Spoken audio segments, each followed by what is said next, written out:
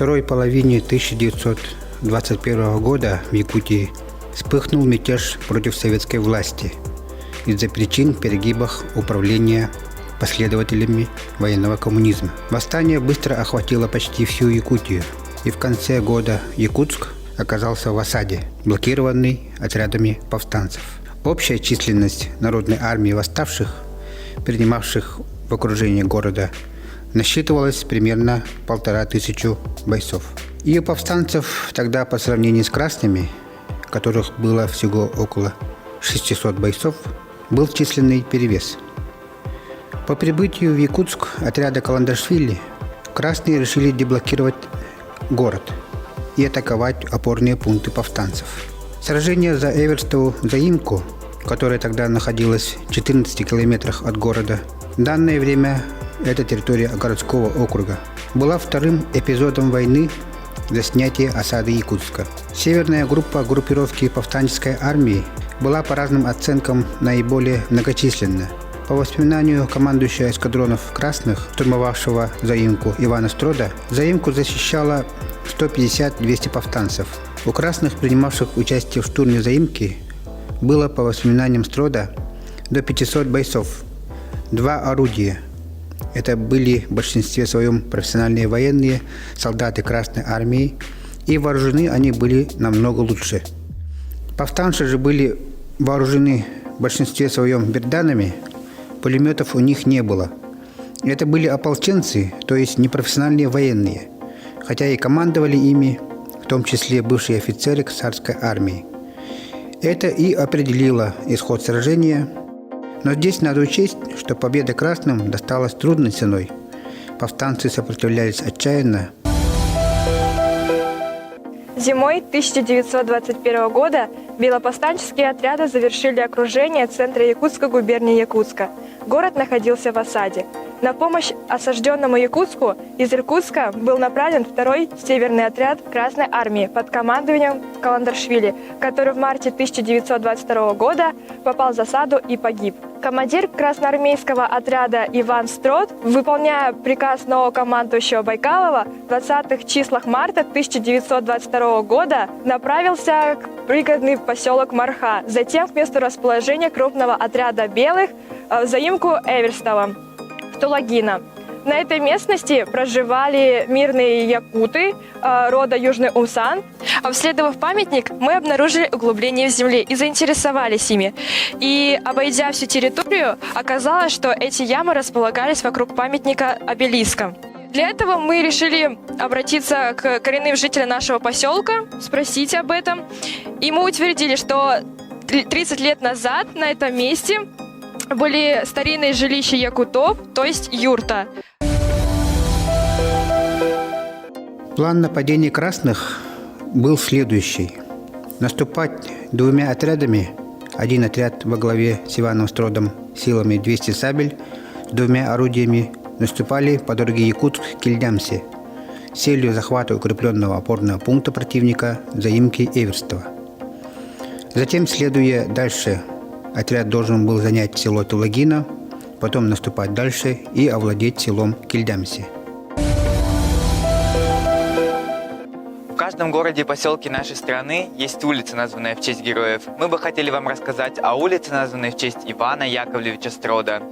Как же эта фамилия попала в нашу далекую республику Саха-Якутия? Иван Яковлевич Строд – советский военачальник, участник Первой мировой войны и гражданской войны в Сибири. Родился Иван 29 марта 1894 года, а умер 19 августа 1937 года в возрасте 43 лет. Другой отряд численностью 300 сабель должна была скрытно обойти противника на заимке и отрезать путь его отступления на село Никольское и при занятии Кильдянца преследовать отступающего противника. Обходной отряд во главе Иванова выступил ночью и должен был в 12 часам дня занять село Маган. Отряд под началом Строда покинул Якутск ночью за 2 часа до рассвета и подошел к заимке к рассвету. По пути авангард отряда 2 раза вступал в перестрелку с разведкой противника. Заимка находилась в чистом поле, состояла из 5 зданий, 3 юрт, хатона и деревянного дома городского типа. Дом находился посередине. Юрты и хатон располагались вокруг поблизости, образуя неправильный четырехугольник. Снаружи все юрты и хатон были облиты водой, в результате которого здания обросли ледяной броней. В стенах были прорублены бойницы для круговой перекрестной стрельбы. Для того, чтобы взять весь комплекс укреплений, надо было идти по ровной равнине под огнем противника. Затем, взяв даже одно здание, под огнем штурмовать другие. Нашими учениками был создан макет-план местности Эверестовой заимки. Здесь как раз-таки видно углубление, то есть эти ямы, а также этот макет наглядно показывает историю тех событий, которые происходили на Эверестовой заимке. Он находится в нашем школьном музее и доступен для каждого учащегося.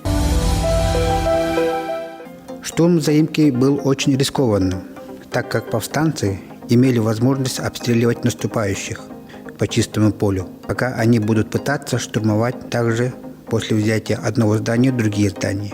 Повстанцы заперлись в зданиях изнутри, и у них были там припасены патроны и продовольствие на случай долгой осады. Также наступающих с флангов по замыслу обороны должны были беспокоить вспомогательные отряды, которые должны были по удачному исходу окружить противника. Но у повстанцев была одна прореха в обороне – бывший дом управы, который стоял посередине. Он не был укреплен, дом не был облит водой, не было ледяного нароста, что сыграло на руку красным. Заимка принадлежала крупному землевладельцу, главе Мегинского улуса Николаю Тимофеевичу Эверстову, который занимался фермерством, имел сельскохозяйственную артель, выращивал пшеницу. Став главой, Николай Тимофеевич делал в своем доме заимки управу. Ныне на месте дома стоит монумент данного сражения. Красные перед атакой сделали артподготовку. Начали обстреливать здания из горного орудия, которое не принес результата. Снаряды из-за того, что прицельная панорама пушки была неисправна, летели мимо, и лишь один из 100 выстрелов попал в крышу большого дома. Стрельба из 30-мм автоматического орудия Маклена также не принесла результата.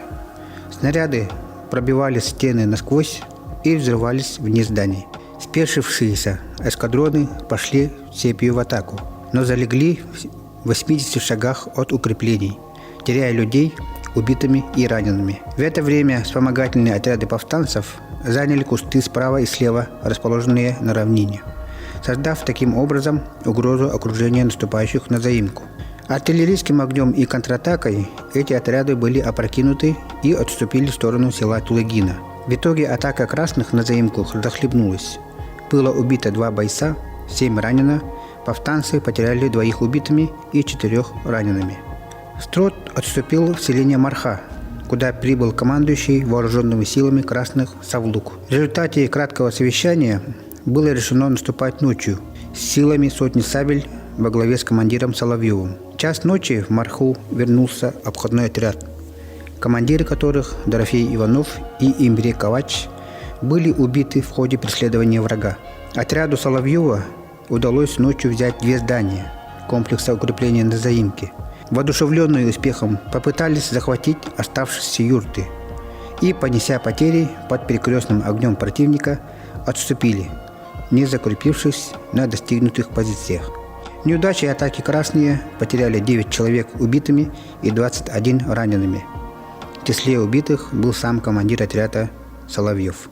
Третья атака красных была совершена уже соединенными силами до 400 штыков. Опять перед началом атаки была совершена артподготовка, но снова безрезультатно.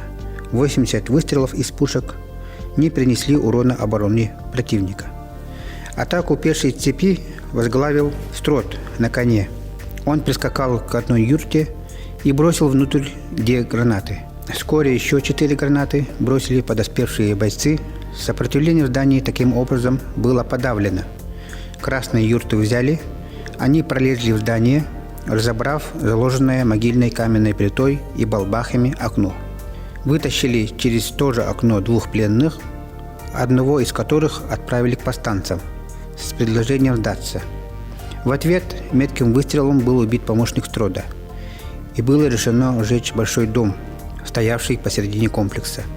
Он, как уже сказано, не был опорным пунктом обороны. Под обстрелом Строд, добравшись благополучно до этого дома, облив спиртом, поджег его.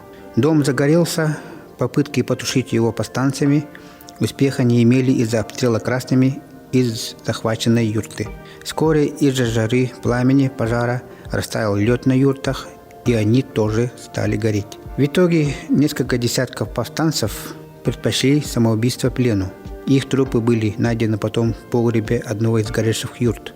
Убитых красноармейцев после боя свезли в село Марха и похоронили в братской могиле на безымянном кургане. Ныне там находится монумент похороненным там бойцам. Потеряв заимку, повстанцы без боя оставили Тулагина и Кульдямцы и отступили в Намский Улус. Победа на заимке дала возможность снять осадное положение Якутска.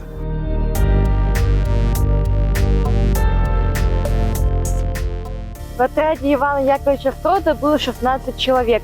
В этом отряде также была его будущая супруга Клавдия Георгиевна Андранова-Строд, которая работала медицинской сестрой в отряде. Этот отряд был ей по-настоящему дорог. Она была уроженкой Витима, и в ней, как и в здешних старожилах, текла русская якутская кровь. Она была светловолосой, женственной, с длинной шеей, с по-девичьи округлым лицом. Женившись на ней, Иван Яковлевич Строд уже по-настоящему и крепко связал себя со второй родиной Якутии.